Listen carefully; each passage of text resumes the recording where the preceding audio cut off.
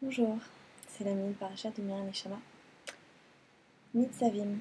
Nitzavim qu'on a lu dans les synagogues la semaine dernière. Nitzavim, c'est une parasha qui est très courte, qui est très intense, et qui commence par Moshe qui dit à Bnei Israël Atam Nitzavim Hayom, Kulchem. Vous vous tenez debout aujourd'hui, vous tous. Et c'est une déclaration qui est très très forte.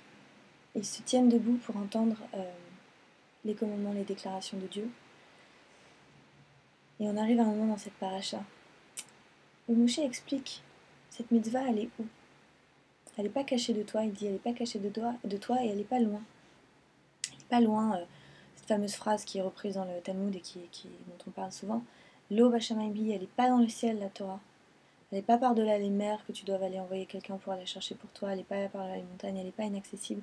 Et moi, c'est vraiment là-dessus que je voulais me focaliser aujourd'hui.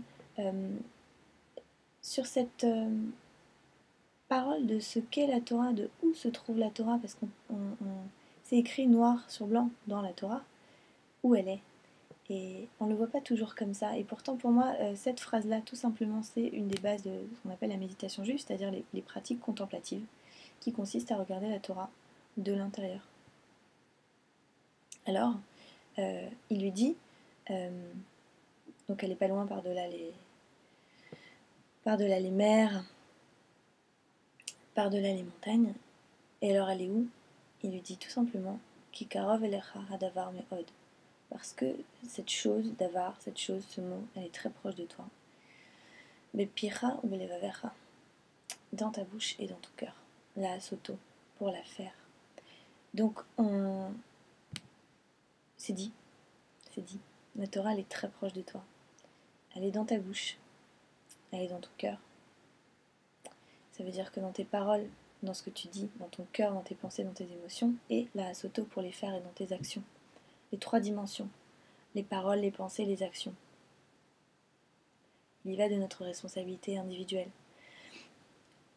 Et ça peut être vraiment vu comme la base de ce qu'on appelle les pratiques contemplatives spirituelles juives, notamment les pratiques introspectives de type Moussar, de type Reshbon HaNefesh de Maïmonide, etc. Tout simplement. Je crois que je ne vais pas commenter plus loin cette semaine. Juste de pointer du regard ce verset de la Torah et de vous inviter à le lire et à le relire quand vous avez l'impression que la Torah, la parole, elle est loin, c'est un livre comme ça obscur, quelque chose qu'on apprend au Talmud Torah, quelque chose que les rabbinim nous apprennent, quelque chose qu'on lit à la synagogue, c'est aussi autre chose la Torah. Il ne faut pas oublier ce Talmud qui nous parle de l'ange, vous savez, qui nous dit que l'enfant dans le ventre de sa mère, il a toute la connaissance du monde, il a toute la sagesse du monde.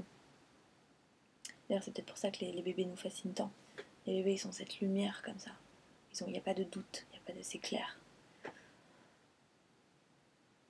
Quand ils naissent, ils ont encore ces traces-là de l'au-delà. Donc l'enfant, il a toute la connaissance. Et quand il naît, un ange passe et lui met le doigt sur la bouche comme ça. C'est pour ça qu'on aurait ce petit canal entre le nez et la bouche. Et le bébé né oublie tout. Et la trajectoire de l'homme, c'est une trajectoire de ressouvenir par l'apprentissage, d'une sagesse innée en fait. Et c'est pour ça d'ailleurs que à chaque fois qu'on entend quelque chose qui fait sens, vous voyez le sentiment que vous avez quand vous entendez quelque chose qui vous semble juste et que vous le saviez déjà, vous êtes là, oui, vous en aviez l'intuition, et ça vous revient seulement. C'est ça la méditation juive, c'est vraiment contempler la Torah de l'intérieur, dans un va-et-vient toujours entre le texte et la contemplation, l'introspection, mais voir émerger ça, ces messages-là de l'intérieur de nous, faire confiance un peu à ce qui existe dans le silence de notre être, dans lequel a été placé le souffle divin.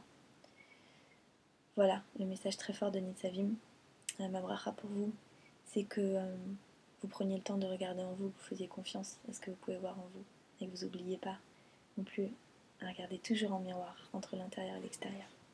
Shabbat Shalom.